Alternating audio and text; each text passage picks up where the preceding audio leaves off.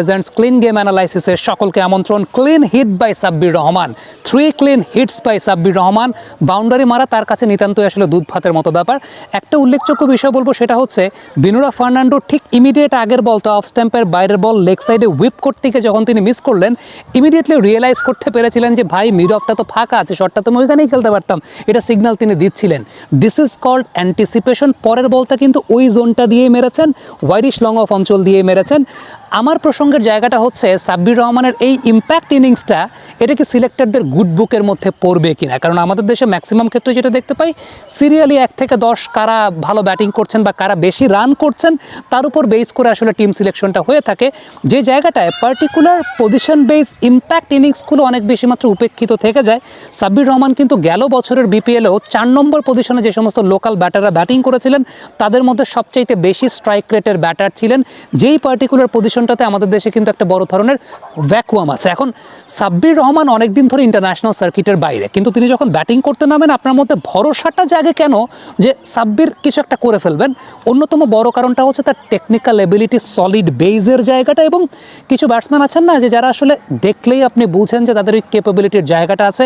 Complicated bowling আসলে পরেও তারা আসলে ওই জায়গাটা আপনাকে পারতে বেশি খেয়াল করবেন। প্রথম যে ছক্কাটা সাব্বির মেরেছেন সন্দীপ লামিচানেকে, প্রথম যে উল্লেখযোগ্য ব্যাপার সেটা হচ্ছে গুগলিটাকে পিক করতে পারা।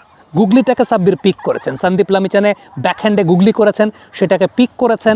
অ্যান্টিসিপেশনের জায়গাটা বলছিলাম না, কারণ এর আগের যে বলটা সন্দীপ লামিচানে করেছিলেন সেটা তিনি গুগলি করেছিলেন। সো সাব্বির গেস করে নিয়েছেন যে এই বলটা গুগলি করবেন। দ্বিতীয়ত যে বিষয়টা সেটা হচ্ছে যে বলটা ভেতরের দিকে ঢুকছিল, with the turn slog sweep করেছেন। এই যে বাউন্ডারি স্কোর করার এবিলিটির জায়গাটা, পাওয়ার প্লের পর যখন ফিল্ডার বাইরে ডেথ ওভার্সের সময়টায় বাউন্ডারি স্কোর করার এবিলিটির জায়গাটা, এখানে কিন্তু টেকনিক্যাল এবিলিটির জায়গাটা সবচেয়ে ইম্পর্টেন্ট বিষয়। সাব্বিরের বেসটা কিন্তু অনেক বেশি মাত্রায় সলিড, এবং গুগলিটা পিক করেছেন, ফ্রন্ট লেগটা ক্লিয়ার করেছেন, মাথার সামনের দিকে ঝুঁকিয়েছেন, দেন স্লক সুইপটা করেছেন। আপনি দেখবেন মাথা কিন্তু পড়ে যায় না। সাব্বিরের বেসটা সলিড থাকার কারণে বা বেসটা খুব দৃঢ় থাকার কারণে তার মাথাটা কিন্তু আসলে পড়ে যায় না। আমি বেস নিয়ে কথা বলেছিলাম সাব্বিরের সাথে। সাব্বির আমাকে জানিয়েছিলেন যে ওয়েট বল দিয়ে তিনি অনেক প্র্যাকটিস করেন। এই যে শটগুলো সেগুলো ভারী 600 গ্রাম ওজনের বল দিয়ে তিনি প্র্যাকটিস করেন, যে কারণে তার মাথাটা আসলে পড়ে যায় না, তিনি সলিড বেসটা রাখেন। তানজিম হাসান সাকিব যখন বোলিং করতে এসেছেন, এটা সাব্বিরের অ্যান্টিসিপেশনের জায়গা ছিল একদম ইনিশিয়ালি, যে ওয়াইড আউটসাইড অফ স্টাম্প বল করবেন। সাব্বির কিন্তু আগে থেকে সরে গিয়েছিলেন, এবং এরপরে যে হ্যামার্ড শটটা তিনি খেলেছেন, মানে এই ধরনের শটগুলো সাব্বির খেলতে পারেন আমরা জানি। বাট এই যে অ্যান্টিসিপেশনের জায়গাটা, যে Tanzim Sakib wide outside off stump ball করবে, তিনি সরে গেছেন, পারফেক্ট পজিশনে গেছেন, দেন শটটা এক্সিকিউট করার সময়, আমি বারবার কেন সাব্বিরের কথা বলি, শটটাকে এক্সিকিউট করার সময় হেড ফল করে না, বেসটা নিচের দিকের বেসটা অনেক সলিড থাকে দেখে বিনুরা ফার্নান্দোকেও লাস্টে যে তিনি শটটা খেলেছেন সেই শটটাতেও কিন্তু আলটিমেটলি এই জায়গাটাই হয়েছে, যেখানে তিনি তার বেসটাকে সলিড রেখেছিলেন এবং অ্যান্টিসিপেশনটা ছিল যে বিনুরা ঠিক এই মুহূর্তে তাকে আসলে ওয়াইড আউটসাইড অফ স্ট্যাম্পে বল করবে।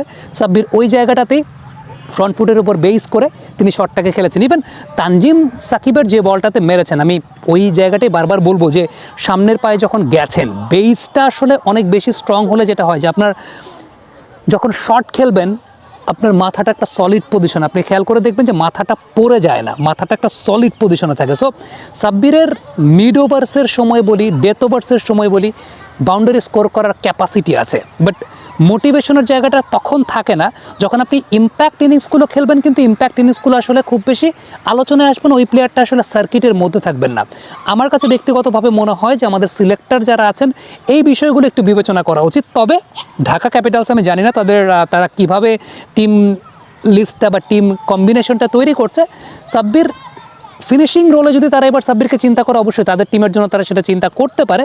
বাট বাংলাদেশে অনেক একই পজিশনের প্লেয়ার, মানে জাকের আলী অনেক, তিনিও ফিনিশিং রোলে ব্যাটিং করে থাকেন, মাহিদুল ইসলাম অঙ্কন তিনিও ফিনিশিং রোলে ব্যাটিং করে থাকেন, শামীম পাটোয়ারি ফিনিশিং রোলে ব্যাটিং করে থাকেন। আমার সলিড মিডল অর্ডারের জায়গাটাতে এমন ব্যাটসম্যান সত্যিকারের অর্থে নেসেসারি, যে ব্যাটসম্যান মিড ওভার্সের ওই সময়টাতে বাউন্ডারি স্কোর করতে পারে, বাউন্ডারি স্কোর করার ক্যাপাসিটি আছে।